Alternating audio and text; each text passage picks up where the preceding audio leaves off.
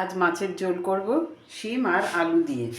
তো নতুন শিমটা এইরকমভাবে একটু হাফ করে কেটে নিলাম, সেই সাথে আলু। শিমটা নতুন কিন্তু আলুটা নতুন না, আলুটা পুরনো। তো প্রথমে মাছের মধ্যে নুন হলুদ মেখে নেব। দিলাম নুন, হলুদ গুঁড়ো, ভালো করে একটু মেখে নেব।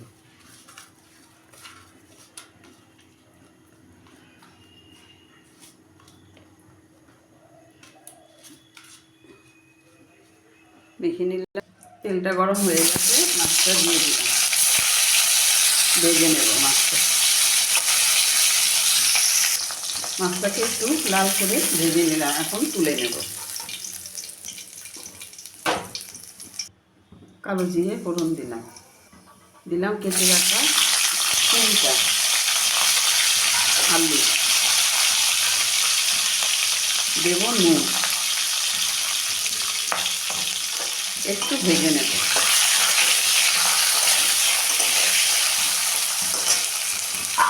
দিয়ে দেবো দুটো চেরা কাঁচা লঙ্কা। শিমটা আলুটা নরম হওয়া পর্যন্ত একটা ঢাকা দিয়ে দেবো। শিমটা বেগুনটা খানিকক্ষণ ভেজে নিলাম, দিলাম একটু জিরের গুঁড়ো, মাছের পরিমাণ অনুযায়ী দিলাম। যতটুকু জিরের গুঁড়ো দিলাম তার থেকে অল্প ধনের গুঁড়ো দিলাম।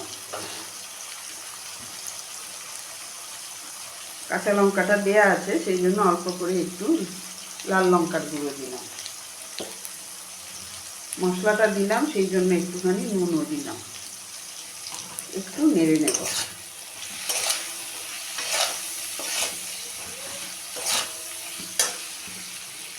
একটু জল দিয়ে দিলাম যাতে করে মশলাটা পুড়ে না যায়। দিয়ে একটুখানি আবারও মশলাটাকে ভেজে নেব। মশলাটা দিয়ে কষিয়ে নিলাম, এখন দিয়ে দিলাম জল।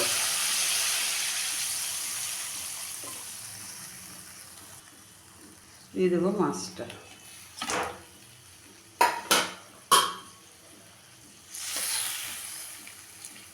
দিয়ে একটু ফুটতে দেবো। ঝোলটা দিয়ে খানিকক্ষণ ফুটিয়ে নিলাম। শিম আর আলু তো আগেই নরম হয়ে গেছে, তো মাছটা দিয়েও খানিকক্ষণ ফুটিয়ে নিলাম। মাছের মধ্যেও তেল মশলা ভালোভাবেই ঢুকে গেছে, এখন আমি নামিয়ে নেব।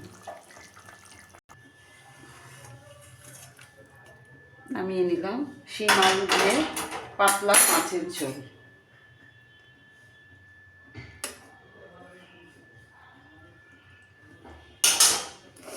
কমপ্লিট। তো আজ এই পর্যন্তই।